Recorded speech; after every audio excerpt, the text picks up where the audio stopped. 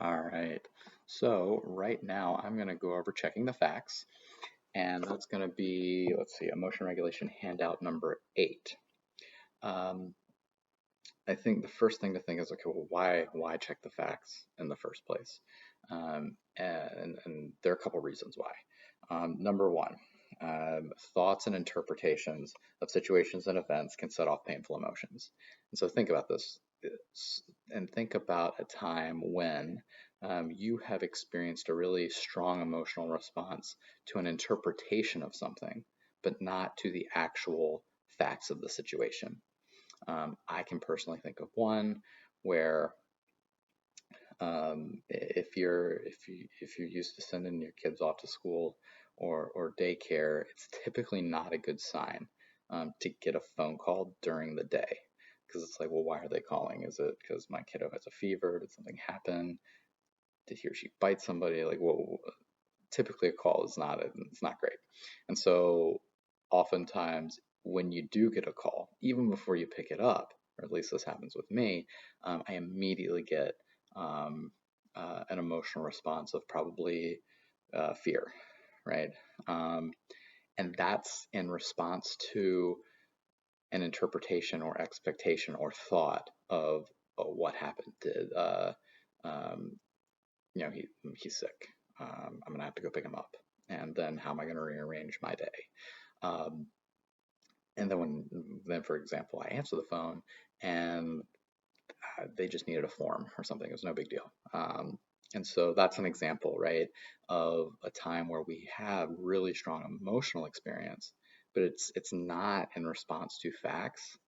It's in response to our interpretation of the situation or thoughts we're having about it.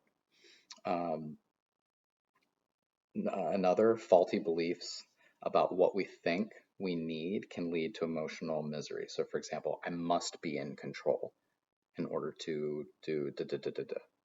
Um, and so, thinking about, okay, well, how do we reframe that? Because you might not have to be in control. And so, alternatively, it might be, and this is a good example, I like being in control better than being out of control. Um, uh, Thinking in absolutes can set off really strong emotions. And so I think this is a core piece of DBT to really keep in mind that there are no absolutes. Um, there are no, like, things are always this way or always that way or all people. There are typically exceptions. Um, and so keep that in mind when it comes to absolutes, because well, those can really spark strong emotions, and they might not necessarily fit the facts. Uh, our emotions can affect what we think about, or how we think about events and how we react to thoughts. So a great example of this is, imagine you're already feeling really angry, and a friend calls you to offer support, and they're really upbeat. They're trying to be really supportive, and and they're kind. However, already being in that angry state can then lead to thoughts and interpretations that might be otherwise different. So, for example, if you're really angry and your friend calls, it's like they're so annoying, right? And really that was um, that's a function of anger being there kind of initially. Number three, believing that our thoughts are absolute truths can be a recipe for disaster. I kind of mentioned that. Um, Anytime you have thoughts that include always, um, or kind of make um, blanket assumptions, it's important to sit back or take a step back, using something like the stop skill, and really kind of going through what the facts are. Um, and then another critical piece is that knowing the facts is essential to problem solving. So even if, let's say, for example, I do get a phone call from my son or daughter's school, and something has happened. There was a disciplinary thing or something came up.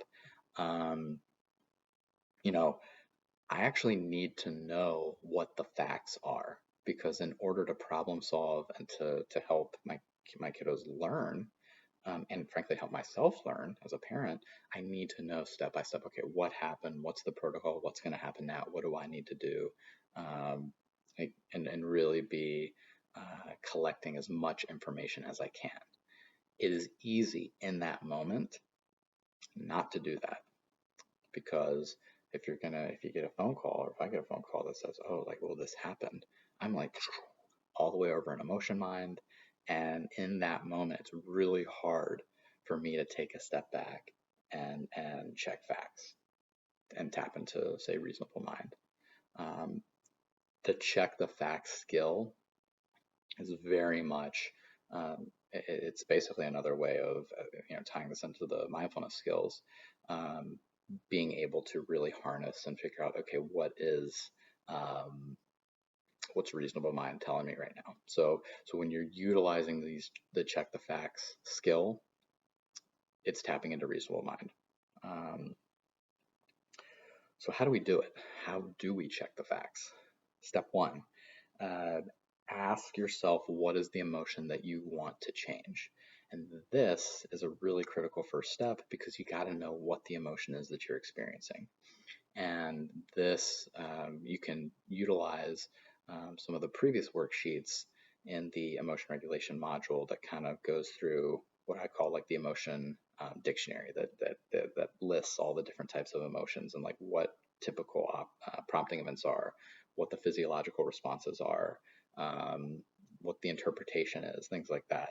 So utilizing those worksheets and skills to hone in on, okay, what's the primary emotion that I'm experiencing? Because you got to know that in order to kind of utilize these next steps. So, number one, what's the emotion you're experiencing and that you potentially want to change? Number two, what is the prompting event to your emotion? This is a little tricky, because when we think of prompting event, we think of an actual um, external event, like running out of gas, or getting a speeding ticket, something like that. When in fact, an event can be any number of things, including thoughts.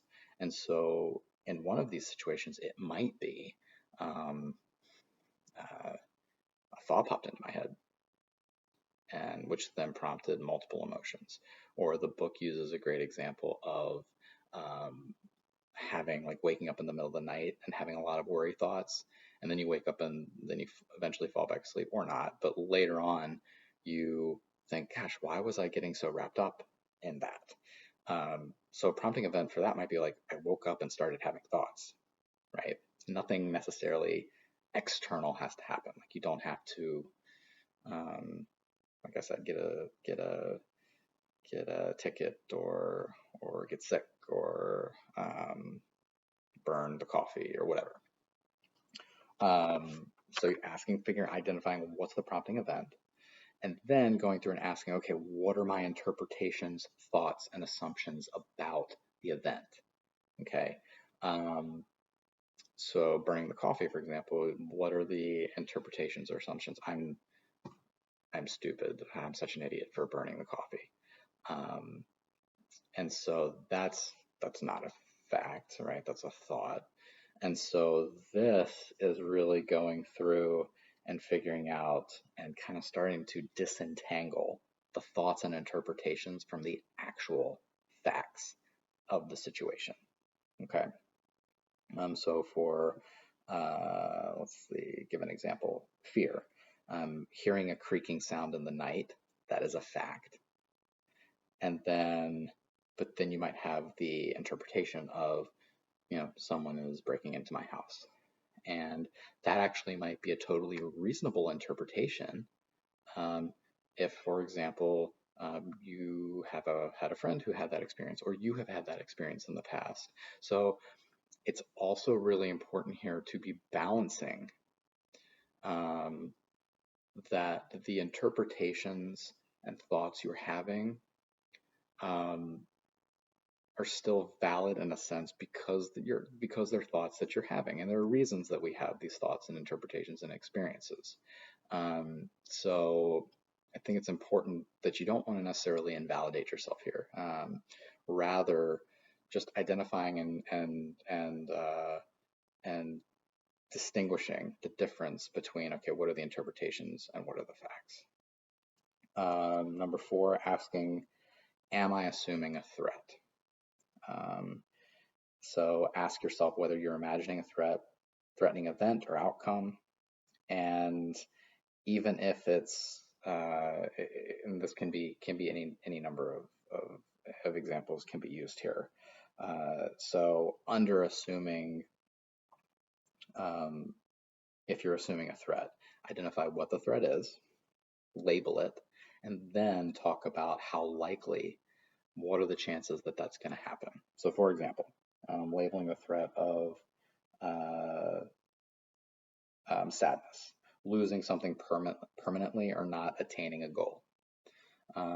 You can get more specific given different prompting events and examples. Once you have, once you've labeled that threat, you are then going to move into evaluating, okay, well, what are the chances that that's really going to occur? And in some cases, you might go through the facts and you might check the facts and be like, there's a high likelihood that that will occur. And that's totally okay. The goal of this is not necessarily to be like, oh, it's not as the situation isn't nearly as catastrophic as I thought it was. No, there are some times when you might check the facts and things are really rough. But then the next step is, it's also, we'll get to number 5 and 6 here, the steps in a minute, but there are some times when the facts are really difficult to kind of process because they are rough and scary and painful. So, and but then also, as you're thinking about what the threat is, it's always nice to say, okay, well, what are some other potential outcomes that could occur? Because oftentimes when we start to kind of think about all these catastrophes and what could happen, we really focus in on that that one outcome, and it's almost like we have blinders on, when in reality there are a ton of different outcomes that could occur. And so I think here's another example of the importance of taking a step back and really thinking about, okay, well, what are these other possible things? What are the other possible outcomes? Step 5, what's the catastrophe here? So really identifying factually, if it would be like worst case, like what would be the outcome here? And then the next critical piece is, if this outcome occurs, what are the realistic repercussions? Like what would happen? And then the next critical piece is imagining coping well with that catastrophe. So what would that look like, coping well? Well, one thing would be problem solving skills. So like imagining yourself like, oh, like this is really difficult, or this is the catastrophic event, and here's how I would solve it. Problem solving, coping ahead, radical acceptance. Those are the 3 big ones that kind of come to mind in terms of, okay, how would one go about coping well with the catastrophe? And then the last step is asking yourself, does your emotion and does the intensity of the emotion fit the facts? And this is kind of now, okay, you've got all these steps lined up, and now it's looking back over it. Okay, does all this fit? And if it does, we're gonna do more in the coming weeks about what do we do if it does fit the facts, the emotion, and what do we do if it doesn't fit the facts? Now, this idea of intensity, does the level of intensity does it fit the facts? And an example of that comes to mind for me, because I get very angry sometimes if somebody were to cut me off in traffic, for example. Is anger and fear, does that fit the facts where someone kind of they cut me off? Yeah, because it's a more dangerous driving experience, and nothing catastrophic happened, and it's still unsafe. So does it fit the facts? Does fear and anger fit the facts there? Yeah, I would think so. If I'm at a 10 out of 10 of anger, even though there was nothing happened, no damage, they just cut me off. Does a 10 out of 10 in anger fit that? Does that level of intensity fit the facts? Maybe not. And so that would be an example of, okay, the the emotion itself it totally fits. The intensity though, maybe not so much. And the intensity piece might come from more of a wise mind space. So uh, all of this to say, this is one of the skills that is going to fit into a wider set of skills of emotion regulation. So if it does fit the facts, we'll have different steps to go through and different skills to utilize. If the emotion doesn't fit the facts, what do we do? If the emotion does fit the facts, but the intensity doesn't, what do we do? So on and so forth. So, um, thanks so much, and see y'all soon.